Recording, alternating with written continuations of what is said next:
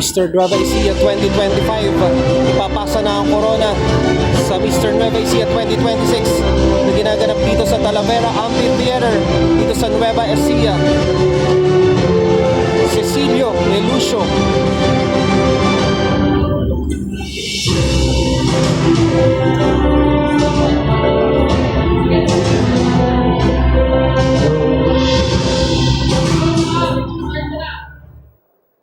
Good evening to everybody. Thank you all for coming tonight. And let's all witness kung ano pa yung mangyayari later. But as of now, there are some few moments before I will pass my crown. And so I'm very excited for this. This title is the representation of a person who is born and raised in Nueva Ecija. And thank you to God who gave me the chance to live my life and experience to have this title. As a teacher, I've always believed that I have a mission to inspire the young kids, the young teenagers, to always pursue and chase what they want in life, and to always strive. 1,000. So, Sa live stream nila.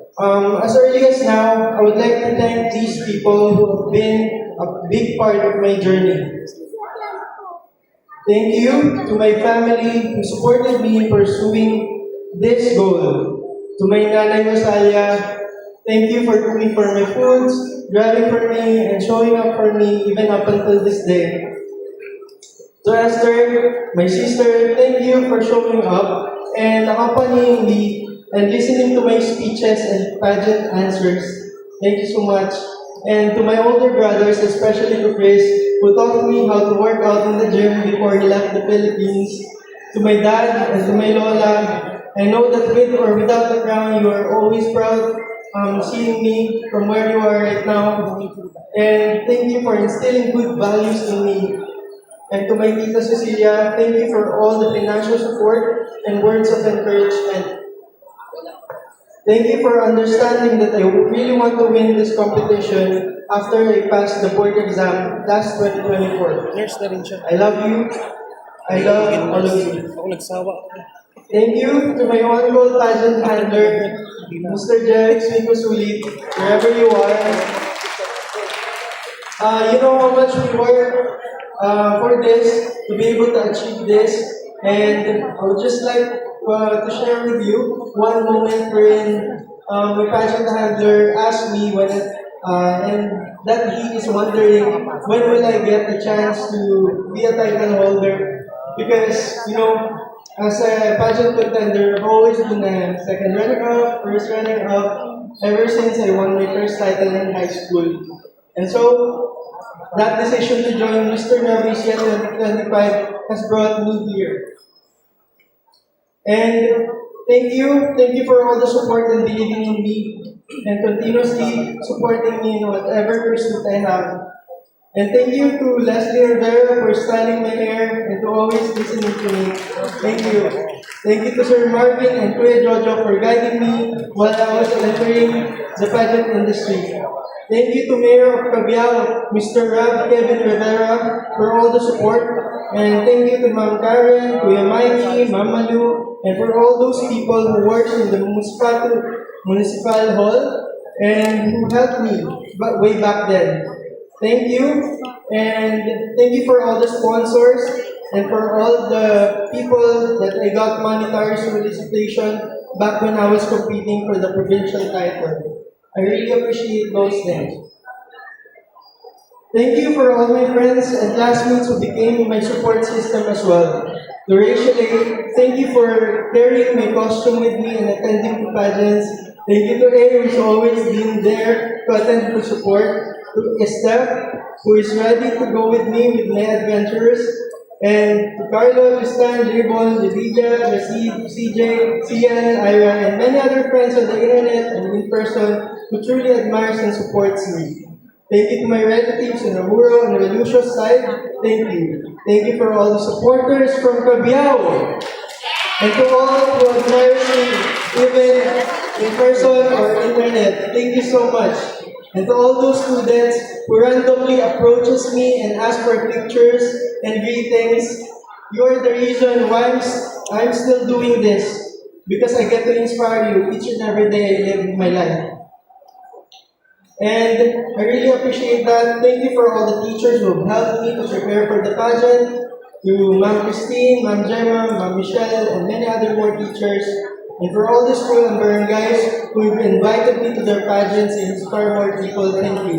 Thank you for all the media partners who are always featuring me with their videos. Thank you all so much, and I really appreciate those efforts that you did. Thank you to my Q&A pageant trainers, Sir Jordan Manuel, and to Miss Rinrin Frances Raz. Thank you all so much for the knowledge that you have inculcated in my mind. Thank you for the professionals who collaborated with me, JAG Beach Malls, headed by Sir J. Argala, their videographers, photographers, Lawrence, Steven, and Just Mike. Thank you for making the cruising video and even the farewell video. Thank you to my team in Tarlac, Arbulos, Ken Argus, and all the people out there who helped me. And when I need you guys, you are still there and you still need me. Thank you to Roy, the photographer, who is always open for my suggestions for the photos. Thank you to ProShot Studios. Thank you so much. And to Kuya Makoy, thank you so much. I really appreciate that. And thank you to Kuya Louie for all the great photo shoots that we did before. Thank you for the friends in Paranaque, Nicole, James, Nick, Dinush, Angel, and Calvin. Thank you so much for Kuya Raymond for letting me borrow the modern balloon back then.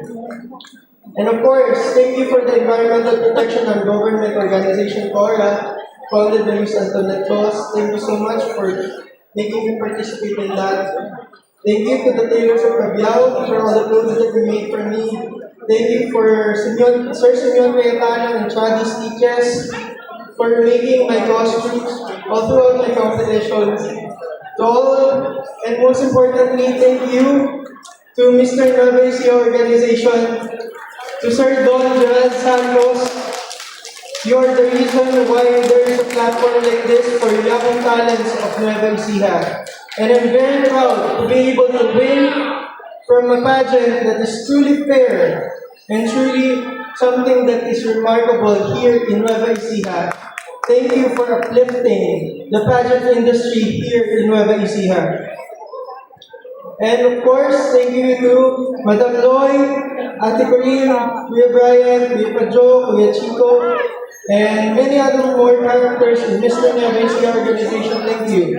Thank you for all the makeup artists and handlers who are kind to me and helped me back at the stage. I still remember you, even in your faces. Thank you for all my co-candidates who became my acquaintances and friends. Thank you for the memories we shared together. Her, MC, Phil, Maki, Max, Mark Christian, and many other more candidates that I've been with. This is also your victory. And thank you for all the sponsors. Guardian Health, Aesthetic Clinic by Jason Harris. Thank you to Ms. Ameline Zapra for the collaboration with Beautech in Santa Rosa. I might not mention all of you in this narrative of gratitude, but know that I appreciate your contribution in my pageant journey. This has been a big part of my life after my college life, and I really appreciate that. And to my successor, always know that what you need to prioritize is your physical and mental health, because at the end of the day, you're the priority of pageants. And always know who to listen to, because in this industry, there are a lot of people that will tell you what to do, and they have a lot of criticisms about you, but don't mind them, because as long as you're on stage and you're doing the best as you can and you're competing fairly, there's nothing to be afraid of, and you will always win if you will win.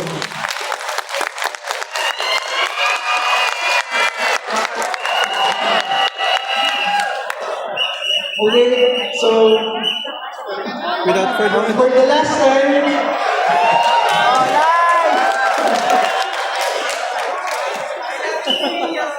I am Cecilio A. Relucio, 24 years old, Cabiao Nueva Ecija, Mr. Nueva Ecija 2025, now signing off.